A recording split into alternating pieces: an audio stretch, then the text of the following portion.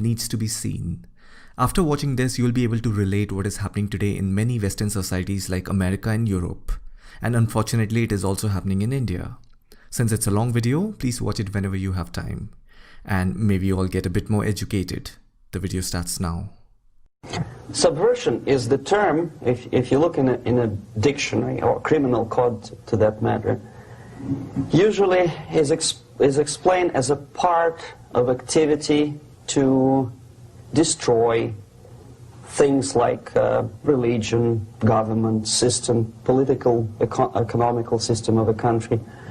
And usually it's linked to espionage and such romantic things as blowing up bridges, sidetracking trains, cloak and dagger activity in Hollywood style. What I'm going to talk about now has absolutely nothing to do with the cliché of espionage or KGB activity of collecting information. So the greatest mistake or misconception, I think, is that whenever we are talking about KGB, for some strange reason, starting from Hollywood movie makers to professors of political science and quote-unquote experts on Soviet affairs, or Kremlinologists as they call themselves, they think that the most desirable thing for Andropov and the whole KGB is to steal blueprints of some supersonic jet, bring it back to Soviet Union and sell it to the Soviet military-industrial complex. It's only partly true. If we take the whole time, money, and manpower that the Soviet Union and KGB in particular spends outside of USSR border, we will discover, of course there are no official statistics unlike with CIA or FBI, that the espionage as such occupies only 10 to 15% of money, time, and manpower. 15% of the activity of KGB. The rest, 85%, is always subversion. And unlike a dictionary of English, Oxford Dictionary, subversion in Soviet terminology means always a destructive, aggressive activity aimed to destroy the country, nation, or geographical area of your enemy. So there's no romantics in there, absolutely. No blowing up bridges, no microfilms in Coca-Cola cans, nothing of that sort. No James Bond nonsense. It's most of this activity is overt, legitimate, and easily observable if you give yourself time and trouble to observe it. But according to the law and law enforcement systems of the Western civilization, it's not a crime. Exactly because of misconception, manipulation of terms. We think that subverter is a person who is going to blow up our beautiful bridges. No. Subverter is a student who comes for exchange, a diplomat, an actor, an artist, a journalist like myself was 10 years ago. Now, subversion is an activity which is a two-way traffic. You cannot subvert an enemy which doesn't want to be subverted. If you know history of Japan, for example, before 20th century, Japan was a closed society. The moment a foreign boat comes to the shores of Japan, the Imperial Japanese Army politely tells them to get lost. And if American salesman comes to the shore of Japan, let's say 60 or 70 years from now back, and says, oh, I have a very beautiful vacuum cleaner for you, with the good financing, he says, please leave us, we don't need your vacuum cleaner. If they don't leave, they shoot them to preserve their culture, ideology, traditions, values intact. You were not able to subvert Japan. You cannot subvert Soviet Union because the borders are closed. The media is censored by the government. The population is controlled by the KGB and internal police. With all the beautiful glossy pictures of Time magazine and Magazine America, which is published by the American embassy in Moscow, you cannot subvert Soviet citizens because the magazine never reaches Soviet citizens. It's collected from the newsstands and thrown to garbage can. Subversion can be only successful when the initiator, the actor, the agent of subversion has a responsive target. It's a two-way traffic. United States is a receptive target of subversion. There is no response similar to that one from United States to the Soviet Union. It stops halfway somewhere. It never reaches here. The theory of subversion goes all the way back 2,500 years ago. The first human being who formulated the tactics of subversion was a Chinese philosopher by the name of Sun Tzu.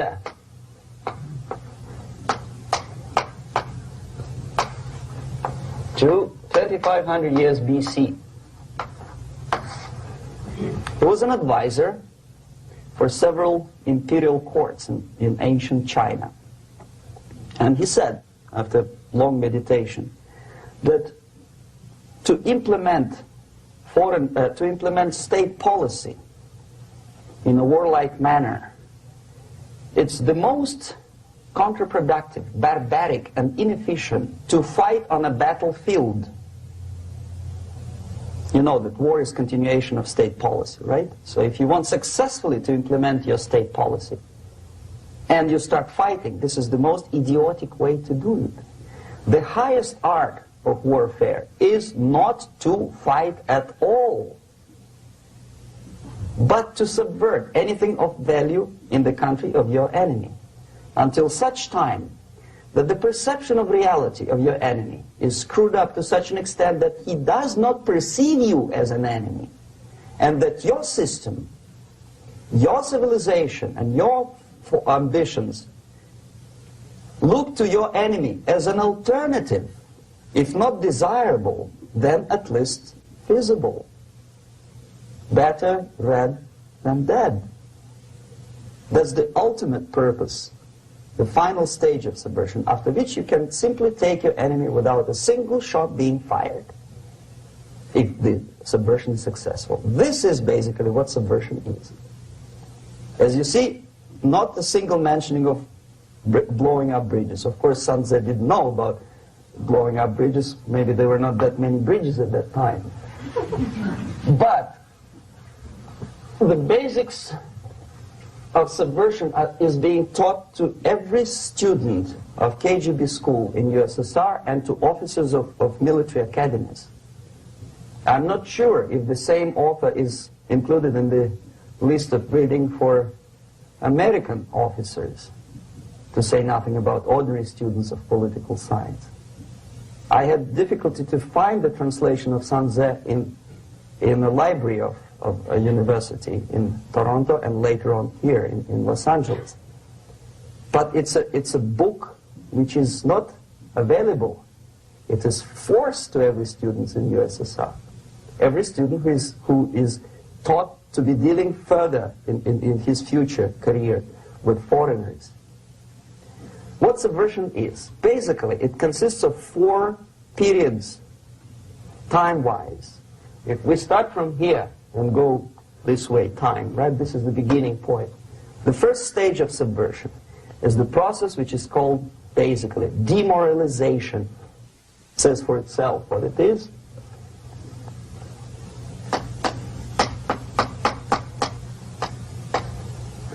It takes from, say, 15 to 20 years to demoralize a society. Why 15 or 20 years?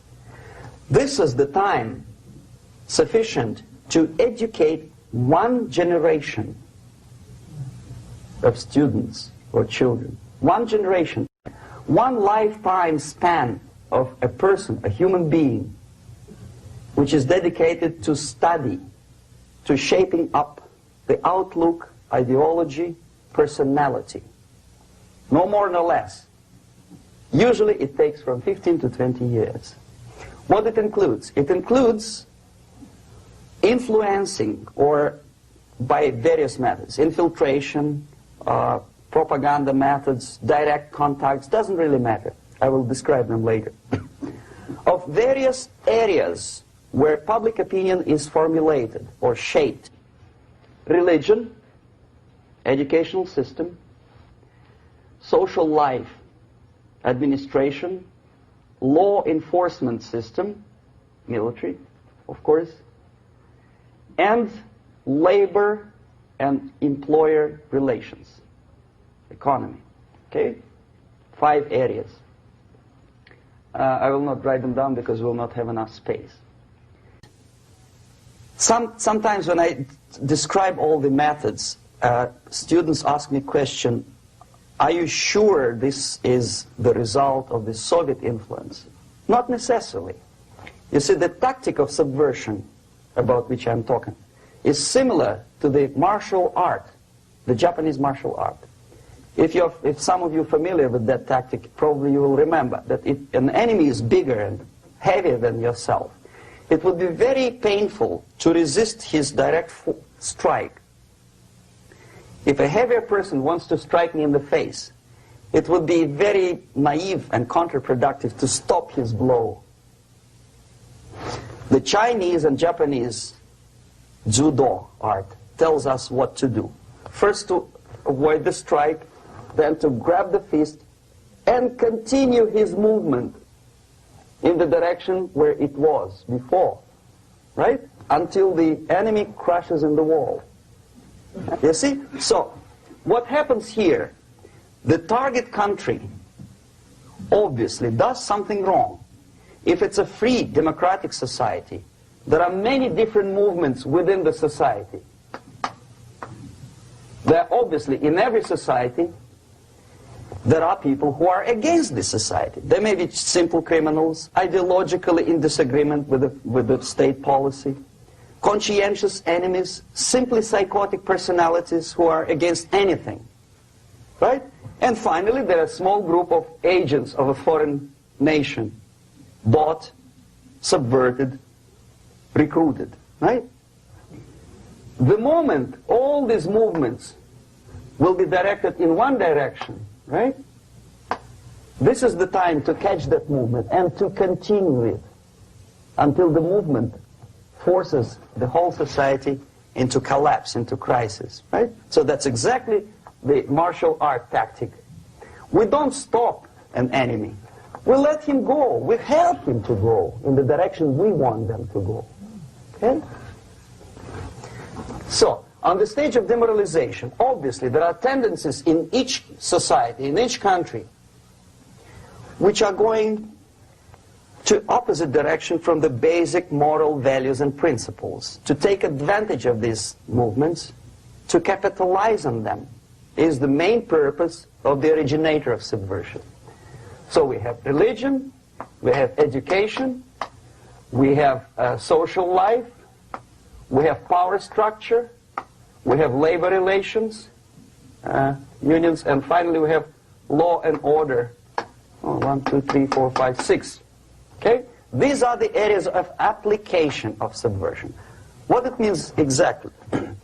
In case of religion, destroy it, ridicule it, replace it with various sects, cults, which bring people's attention, faith, whether it is naive, primitive, doesn't really matter. As long as the basically accepted religious dogma is being slowly eroded and taken away from the supreme purpose of religion, to keep people in touch with the supreme being, that serves the purpose. Therefore, replace it, accepted, respected religious organizations with fake organizations. Distract people's attention from the real faith and attract them to various different faiths. Education. Distract them from learning something which is constructive, pragmatic, efficient, Instead of mathematics, physics, foreign languages, chemistry, teach them history of urban warfare, natural food, home economy, your sexuality, anything, as long as it takes you away, okay? Social life. Replace traditionally established institutions and organizations with fake organizations. Take away the initiative from people. Take away the responsibility from naturally established links between individuals, group of individuals, and society at large, and replace them with artificially, bureaucratically controlled bodies. Instead of social life and friendship between neighbors, establish social workers institutions. People who are on payroll of whom? Society? No. Bureaucracy. The main concern of social workers is not your family, not you, not social relations between groups of people. The main concern is to get the paycheck from the government. What will be the result of their social work doesn't really matter. They can develop all kind of concepts to show to the government and to the people that they're useful. Okay, away from the natural links, power structure. Okay, the natural bodies of administration, which are traditionally either elected by people at large or appointed by elected leaders of society, are being actively substituted by artificial bodies. The bodies of people, groups of people, whom nobody elected. Never. As a matter of fact, most of the people don't like them at all, and yet they exist. One of such group is media. Who elected them? How come they have so much power? Almost monopolistic power on your mind. They can rape your mind. But who elected them? How come they have a nerve to decide what is good and what is bad for the elected by you, president, and his administration? Who the hell are they? Spiro Agnew, who was hated by the liberal left, called them a bunch of enfeebled snobs. And that's exactly what they are. They think they know. They don't. The level of mediocrity. In a big establishment like New York Times, Los Angeles Times, major television network, you don't have to be excellent journalist. You have to be exactly a mediocre journalist. That's easier to survive. There's no competition anymore. You have your good, nice income, $100,000 a year. That's it. Whether you are better or worse doesn't really matter anymore. As soon as you're smiling to the camera and do your job. That's it. No more competition. Power structure slowly is eroded by the bodies and groups of people who do not have neither qualification nor the will of people to keep them in power, and yet they do have power. Okay. Together with that, there is another process. Law enforcement, law and order organization and structure is being eroded. For the last 20, 25 years, if you see old movies and new movies, you can see that in new movies, a policeman, an officer of the United States Army looks dumb, angry, psychotic, paranoid. A criminal looks nice, kind of, well, he smokes hash and shoots the whatever drug, but basically he's a nice human being. He's creative. And he's unproductive only because society oppresses him. Whereby a general of Pentagon is always, by definition, a war maniac. A policeman is a pig, rude policeman. He abuses his power. You know? A generalization like that. The hatred, the mistrust to the people who are supposed to protect you and enforce law and order. Moral relativity. The Angelo Buono process lasted 2 years in Los Angeles. Relativity. The Angelo Buono process lasted 2 years in Los Angeles.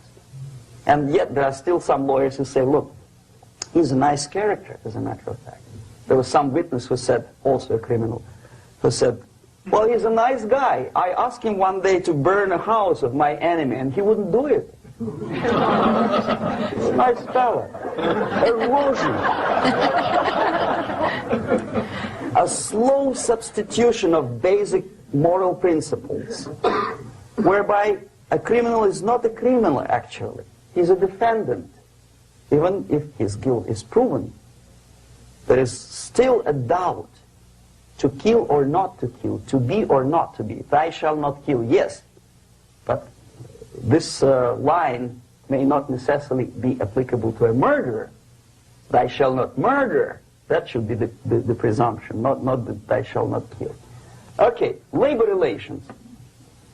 At this stage, within 15 to 20 years, we destroy the traditionally established links of bargaining between employer and employee. The classical Marxist-Leninist theory of natural exchange of goods. A person A has 5 sacks of grain and person B has 5 pairs of shoes. And the natural exchange without money is when they bargain between each other. And only with the introduction of the third force, C, an entirely third foreign stranger who says, no, don't give him 5 sacks of grain, give it to me, and you give me your 5 pairs of shoes, and I will distribute it accordingly, so that the economy will go. This is the death of natural exchange, death of natural bargaining. Well, trade unions were established 100 years ago. The objective was to improve working conditions and to protect the rights of workers from those employers who were abusing their right because they had more money. Objectively, at that time, initially, the trade union movement did work. What we see now is that the bargaining process is no longer resulting in the compromise, which is leading objectively to betterment of working conditions and increase of salary. What we see is that after each prolonged strike, the workers lose. Even if they have 10% increase of their salaries, they cannot catch up due to inflation and due to missed time. More than that, millions of people suffer from that strike because economy now is interdependent. It's intertwined like one body. If previously steel workers, say 100 years ago, could strike and nobody would suffer, now it's impossible anymore. If a garbage collector strikes today, the rest of the multi-million city is stinking. I mean, there's no more service. In Quebec, for example, we had the electricians who were on strike in the middle of winter. You can freeze your bottom, and they still were on strike. Did they catch up with the salary? No, they lost. Who benefited? The leaders of trade unions. What is the motivation for strike? Improving of a worker's condition? No, obviously it's not. Then what is it? Ideology. To prove to these capitalists. And the obedient horde of workers, like sheep, follow these people. And they cannot disobey. Why? Because if they do, you know what happens to them. Pickets, murders, shooting truck drivers by picketers. In Montreal, for example, I saw with my own eyes when I was correspondent of CBC, International, Canadian Broadcasting Corporation, when the workers of aircraft factory destroyed computers and the equipment in the factory. And the administration employed strike breakers. Their cars were turned upside down and burned. Their houses were burned. Their kids were intimidated. And some victims were there. Of that you can be sure. Why? To improve conditions of workers? No. Ideology. Okay, so this is what happens basically. It may or may not happen without the help of the Soviet Union. But the natural tendencies are being greatly taken advantage of and capitalized by the Soviet propaganda systems. How? Whenever trade union strikes, we have influx of propaganda, mass media, ideological dissemination. The workers' right, and we repeat it like parrots. Yes, workers' rights. Whose rights? Workers? No. The only freedom of worker to sell his labor according to his own desire and will is taken away from him. By whom? By trade union boss. Unlimited power is given. Responsibility. I want to sell my labor not for $2.50 an hour, but for $2. I don't have right. My freedom is denied to me. I know that if I sell my work for $2 an hour, not for $3 an hour, I will compete better with the other guy who is lazy and more greedy. I don't need $3. I need only $2. No, I was made to believe by media, by business, by advertising agencies that I need more and more and more. Have you ever heard any advertising on TV to consume less? No. No way. Whether you need a six-cylinder car or not, you have to buy it. And hurry up. When I was driving here on the local radio station, an excited announcer said, "You hurry up, rush and save, save, save. There is a pantyhose sale." Save by buying more. See? Of course. It would be too naive to expect that KGB makes that advertising agency to do such a crazy commercial. No, of course not. But what we did when I was working for Novosti Press, we would snow plow editorial offices, student organizations, religious groups with literature of class struggle, if not directly Marxism-Leninism propaganda, then a propaganda of legitimate aspirations of working class, betterment of life, equality. Equality, mind you. President Kennedy once said, we will make America to believe that people are born equal. Are people born equal? Is there any mentioning in the Bible or any other holy scripture in any religion, if you don't believe me, go to the library and check it. There is not a single word about equality. Just the opposite. By your deeds, God will judge you. What you do is important. The merit of your personality. You cannot legislate equality. If you want to be equal, you have to be equal. You have to deserve it. And yet we build our society on the principle of equality. We say people are equal. We know it is false. It's a lie. Some people are tall and stupid. Others are short, bold, and clever.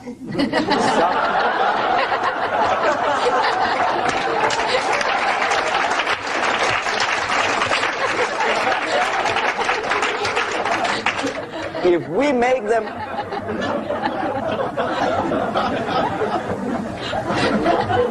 make them equal by force, if we put the principle of equality in the basis of our socio-political structure, it's the same thing as building a house on sand. Sooner or later it will collapse, and that's exactly what happens. And we, as Soviet propaganda makers, are trying to push you in the direction which you go yourself. Equality, yes, equality. People are equal. Land of equal opportunities. Is it true or not? Think about it. Equal opportunities. Should there be equal opportunities? For me and for a lazy bastard who come here from some other country and immediately registers as a welfare recipient benefits? I never received a single dollar. No, sorry, I did receive once. But I never applied for welfare. For the 13 years, I took any job. Security guard, journalist, taxi driver, anything. Well, I was restless, but some people don't like it. They immediately. So why should we have equal opportunities? Why? The equal opportunity to excel. Equal opportunity in equal circumstances, yes, but you know people are different. To excel, yes, provided we reach the same level of excellency, perfection, which is hypothetical, distant future. Yes, maybe. But we know perfectly well that even with the best intentions, people could not be equal. Why should we have equality in the, say, legal system? Myself, I'm considering myself a law-abiding citizen, and a person who comes here to rob and shoot, say, the United States administration under Carter, imported thousands of Cuban criminals. They were non-criminals, yet they were accepted. Do you think it's fair if myself and my wife from Philippines, who work like a, excuse me, horse as a lab technician in a hospital, should have the same rights as a criminal from Cuba? Why? And yet we repeat as parrots, equality, equality, equality. And the Soviet propaganda system helps us to believe that equality is something which is desirable. Democracy, as it was established by fathers of this country, of this system in the last century, is not equality. It's the system where different people, unequal people, have a chance to survive and help each other in constant competition, in constant perfection, not in equality, which is superimposed from a godfather or a nice person in Washington, D.C. And the absolute equality exists in Soviet Union, quote-unquote equality. Everybody is equal in dirt, except some people are more equal than the others in Politburo. So, the moment you bring a country to the point of almost total demoralization, when nothing works anymore, when you are not sure whether it is right or wrong, good and bad, when there's no division between evil and good, when even the leaders of church sometimes say, well, violence for the sake of justice, especially social justice, is justified in the countries like Nicaragua, El Salvador, well, maybe Rhodesia, and we listen to them and say, yeah, probably it's true. Is it true? No, it is not true. Violence is not justified, especially for the sake of quote-unquote social justice introduced by Marxist-Leninists, that is my former colleagues from Novosti Press Agency. Okay, so we reached that point. The next step is destabilization.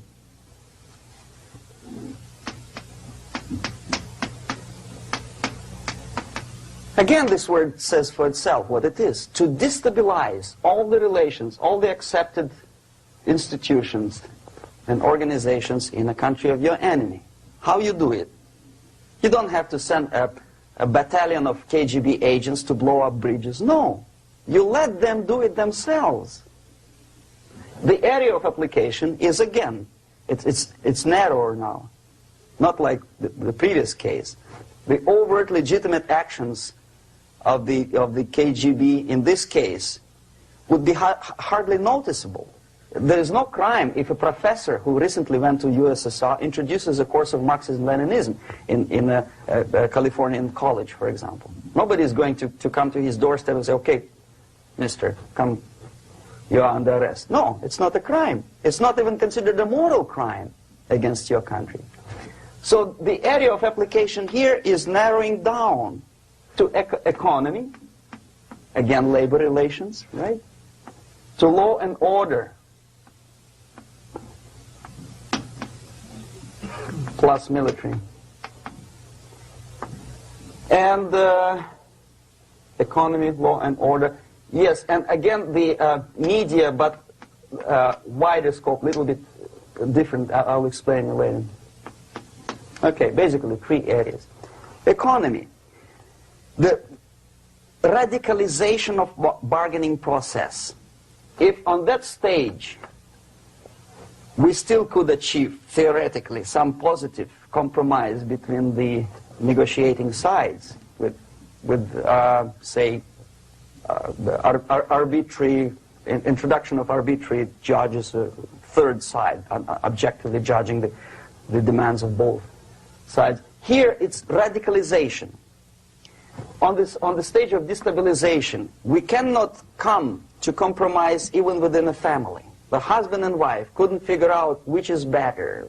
Husband wants his kids to eat at the table, and wife wants him, a child, to roam around the room and drop food all over the floor. They cannot come to compromise unless they start a fight. It's impossible to reach a compromise, constructive compromise, between neighbors.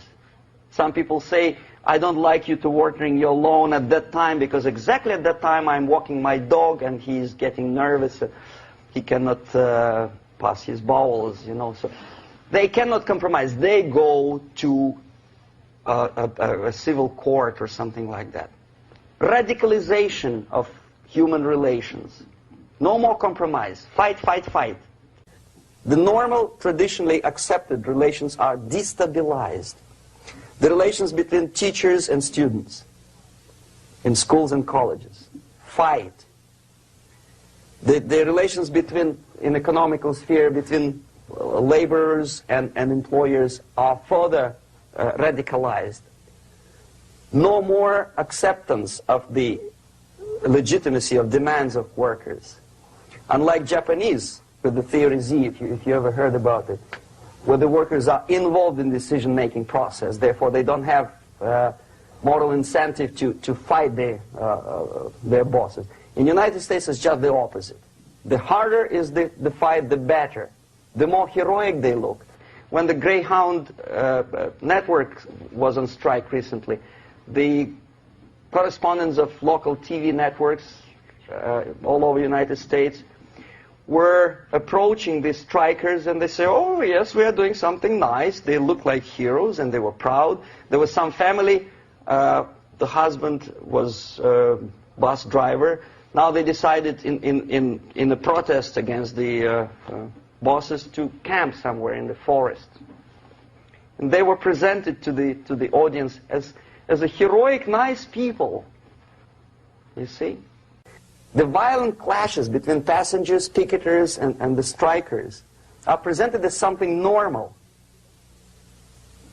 10, 15, 20 years ago, we would be angry, say, why so much hatred? Today we are not. We say, well, commonplace. Radicalization, militarization sometimes. As I explained on that stage, I took a step a little bit further. Shooting people. Okay, law and order now also is pushed into the area where previously people settled their differences peacefully and legitimately. Now we are getting with this court cases in the smallest irrelevant cases. We cannot solve our problems anymore. The society at large becomes more and more antagonistic between individuals, between groups of individuals, and the society at large.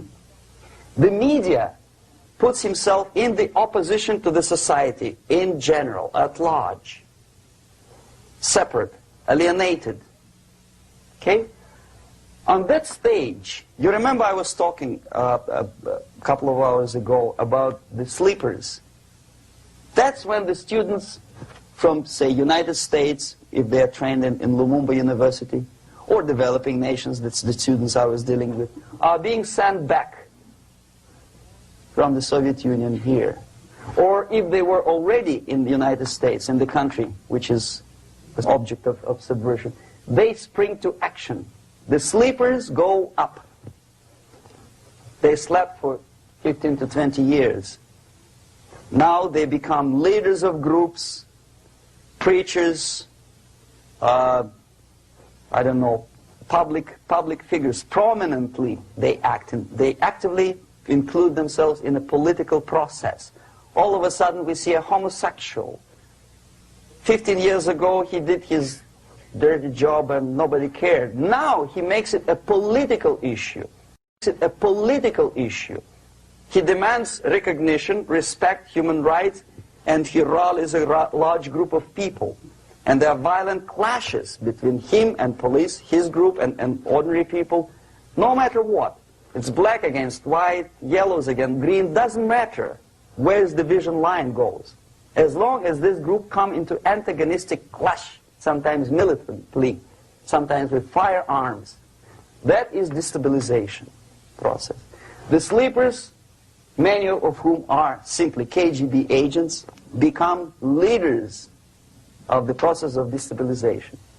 Doesn't mean that Comrade Andropov sends Comrade Ivanov to the United States. The person who takes care is already here. He is a respected citizen of the United States. Sometimes he gets money from various foundations for his legitimate struggle for, I don't know, human rights, women's rights, kid lib, prison lib, whatever. There are sympathetic Americans who donate their money to him. This stabilization process usually leads directly to the process of crisis. In case of developing nations, that's the area where I was active. The process starts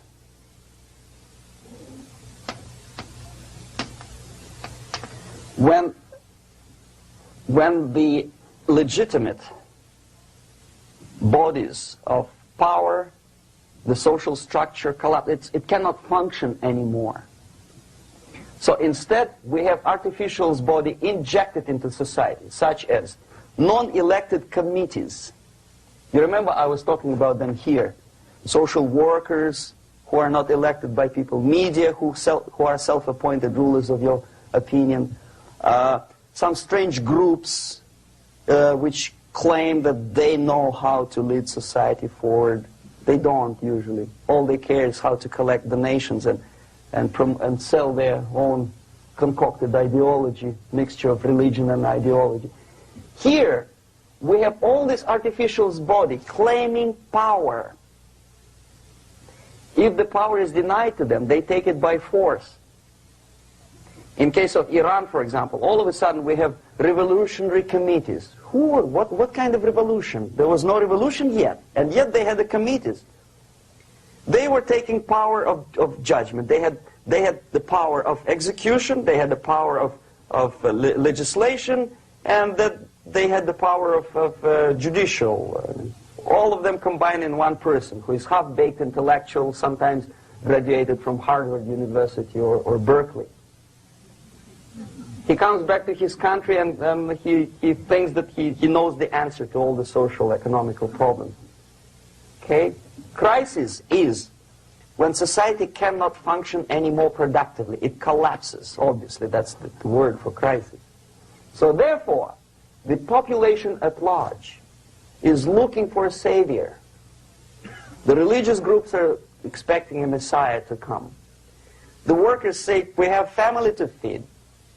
Let's have a strong government, maybe socialist government, centralized. When somebody put the employers on their place and let us work. We are sick and tired of going to strike and missing overtime and all that stuff. We need some strong man, strong government, a leader, a savior is needed. Population is sick and tired already. And here we are. We have a savior. Either a foreign nation comes in, or the local group of leftists, Marxists, no matter what they call themselves, Sandinista, a reverend or some sort, Bishop Muzureva, like in Zimbabwe, doesn't matter. A savior comes and says, I will lead you. So we have two alternatives here. Civil war and invasion. Okay? See how it goes? Civil war, we know what it is. Lebanon is the best example. The civil war, which was artificially implanted in Lebanon by injection of force of PLO, Palestinian Liberation Organization. Invasion we have in many other countries like Afghanistan, name any East European country, it was invaded by the Soviet army. But the result is the same. The next stage is normalization. Normalization is a very ironic word, of course. It is borrowed from 1968 situation in Czechoslovakia, when the Soviet propaganda and after them New York Times declared the country is normalized. The tanks moved into Prague, so there is no more Prague Spring, there is no more violence. Normalization. At that stage, the self-appointed rulers of the society don't need any revolution anymore. They don't need any radicalism anymore. So this is the reverse from destabilization. Basically, it is stabilizing the country by force. So all the sleepers and activists and social workers and liberals and homosexuals and professors and Marxists and Leninists are being eliminated physically sometimes. They've done their job already. Okay? They are not needed anymore. The new rulers need stability to exploit the nation, to exploit the country, to take advantages of the victory. Okay? So no more revolutionaries, please. And that's exactly what happens in a number of countries. You remember Bangladesh? This is the crisis in which I was instrumental. First they had Mujibur Rahman. In 1971, he was the leader of People's Party, Awami League, with mustache like Stalin. He was in Russia many times. In 5 years, he was shot by his former colleagues, Marxists. He fulfilled his function. In Afghanistan, it happened 3 times. First there was Taraki, then there was Amin, now there's Babrak Karmal. They killed each other successively, one after another. The moment he fulfills his duty, the first one demoralized country, the second destabilized, the third one brought it to crisis. Goodbye, comrades. Babrak Karmal comes from Moscow and put into the seat of power. Same thing happened in Grenada recently. Maurice Bishop, Marxist, was killed by Austin, what's his name, General something, who was also a Marxist. Right? So no more revolutions, please. Normalization now. From now on, no more strikes, no more homosexuals, no more women lib, no more kid lib, no more lib, period.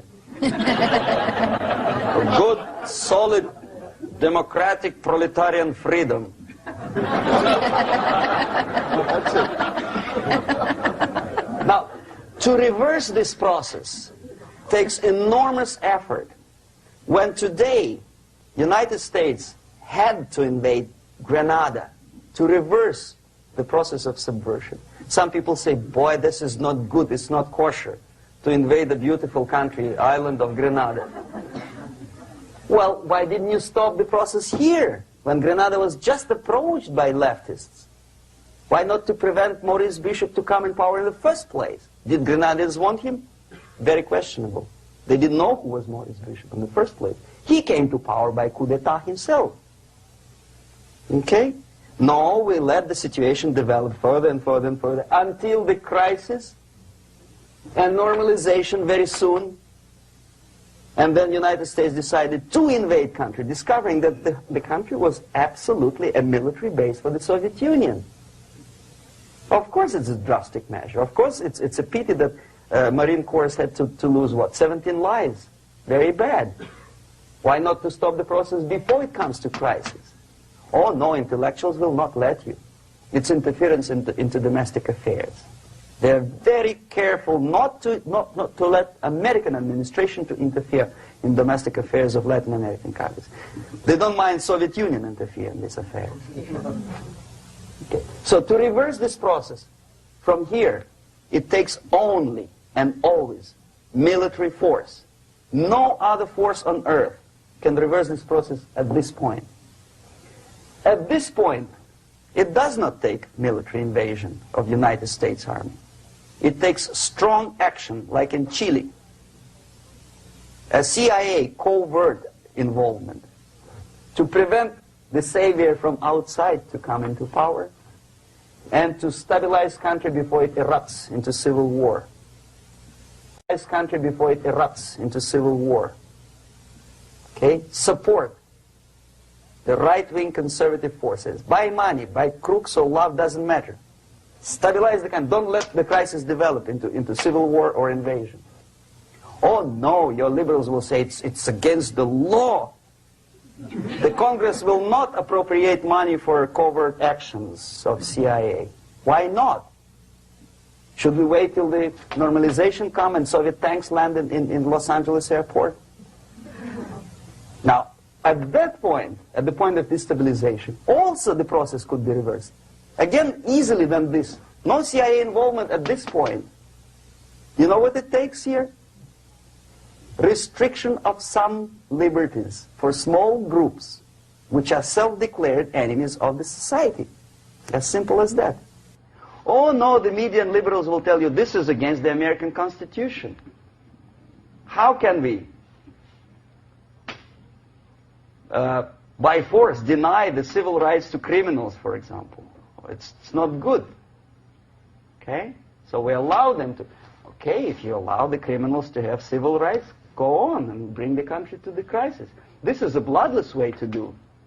Curb the rights. I mean, not to put them in prison. No, I'm not talking about putting all the gays from San Francisco in the concentration camp. Do not allow them to take political force. Do not elect them to the seats of power, whether it is municipality level, state level, or federal level.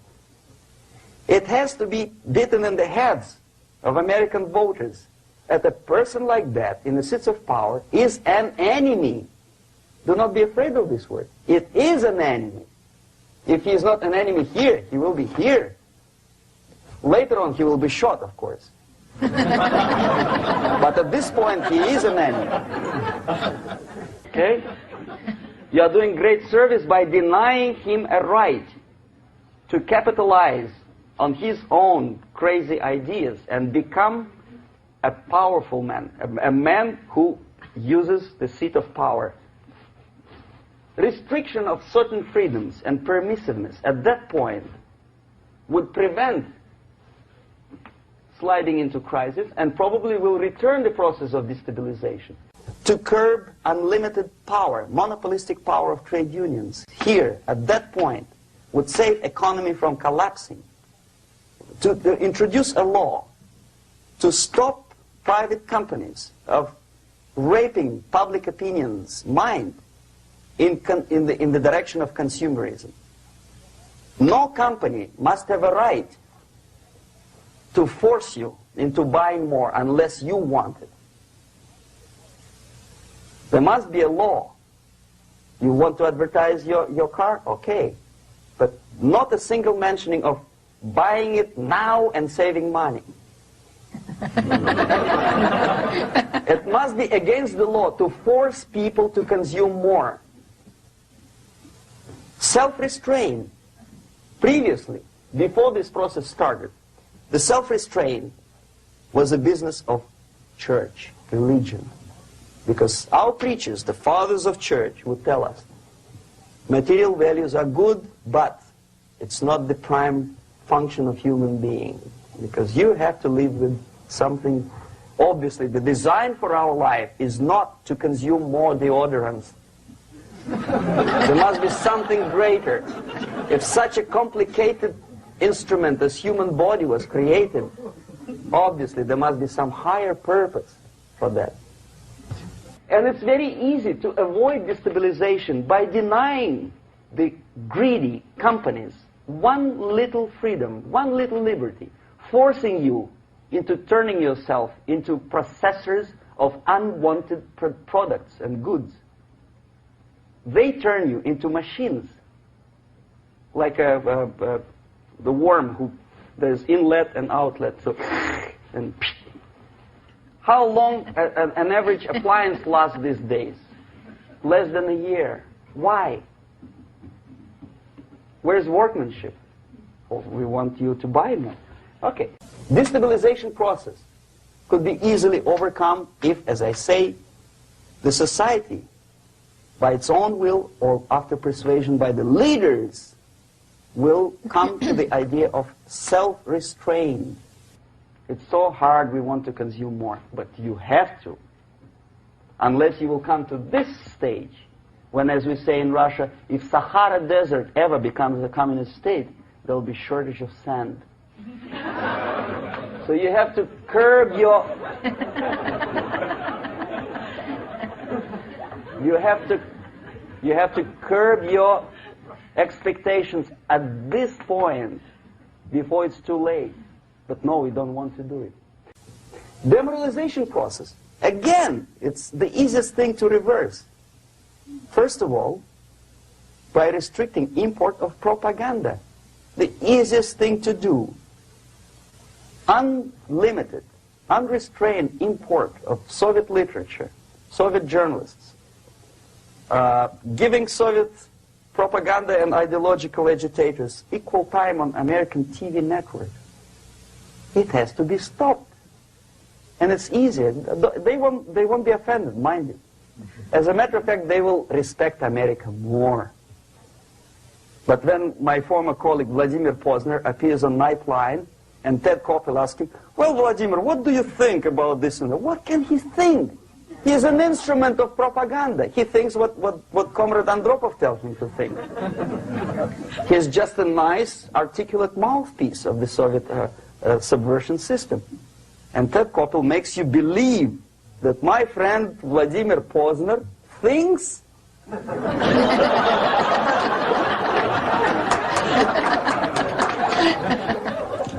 the process of demoralization may not have started at all if at that point the country, which is a recipient of subversion, actively, not violently, but actively, prevents importation of foreign ideology. I don't want America to follow the pattern of ancient Japan. You don't have to shoot every foreigner when it approaches the sacred borders of the United States. But when he offers you a junk in the disguise of very shiny something, you have to tell him, no, we have our own junk.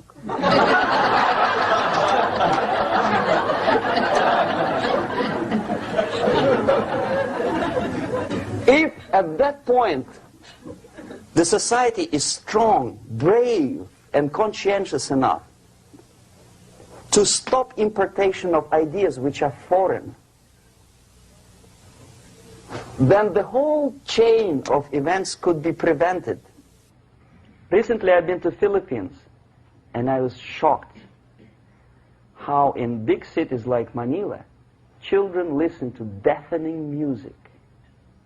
A melodious nation with long traditions of good, nice ethnic music, introduced by Spanish long time ago, maybe 2 centuries, 3 centuries ago, I don't remember how long.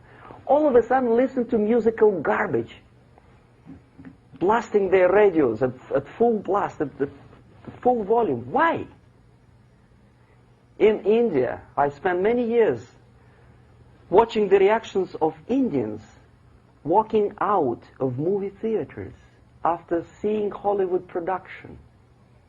They couldn't figure out why Americans are so wasteful. They smash their cars, their shiny cars, every 5 minutes.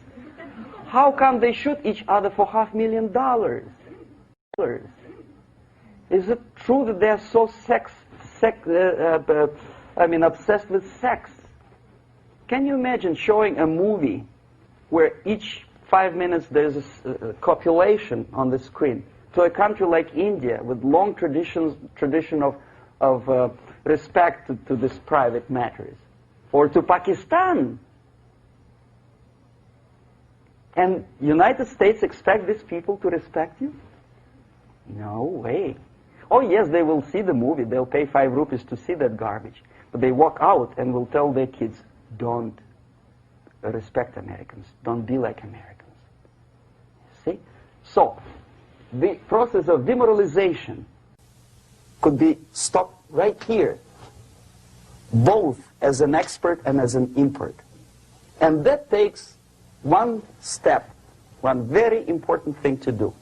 You don't have to expel all the KGB agents from Washington, D.C.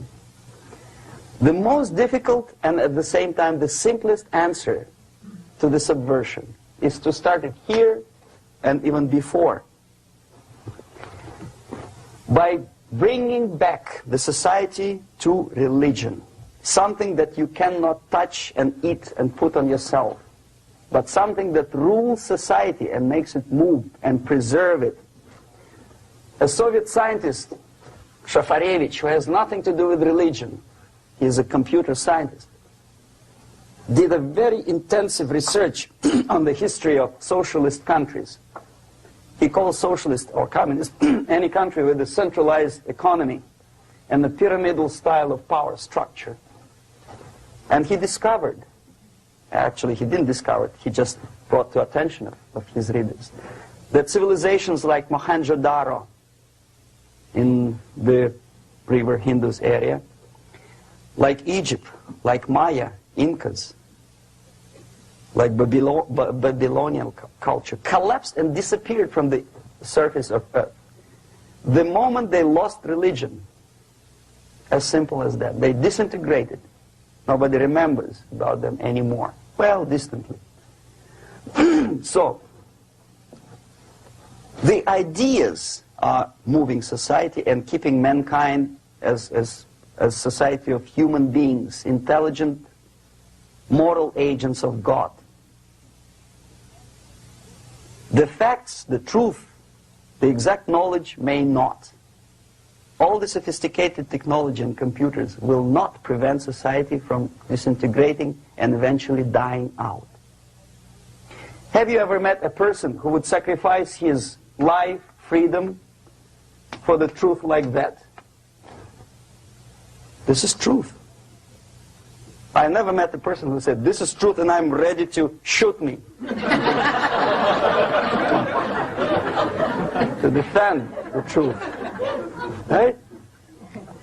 But millions sacrifice their life, freedom, comfort, everything for things like God, like Jesus Christ. It's an honor. Some martyrs in the Soviet concentration camp died. And they died in peace, unlike those who shouted, "Long live Stalin," knowing perfectly well that he may not live long. Something which is not material moves society and helps it to survive. And the other way around, the moment we turn into 2 by 2 is 4 and make it a guiding principle of our life, our existence, we die. Even though this is true, and this we cannot prove. We only can feel and have faith in it. So the answer to ideological subversion, strangely enough, is very simple. You don't have to shoot people, you don't have to aim missiles and Pershings and cruise missiles at Andropov's headquarters. You simply have to have faith and prevent subversion. In other words, not to be a victim of subversion. Don't try to be a person who in judo is trying to smash your enemy and being caught by your hand. Don't strike like that. Strike with the power of spirit and moral superiority. If you don't have that power, it's high time to develop it. And that's the only answer. That's it. Thank you.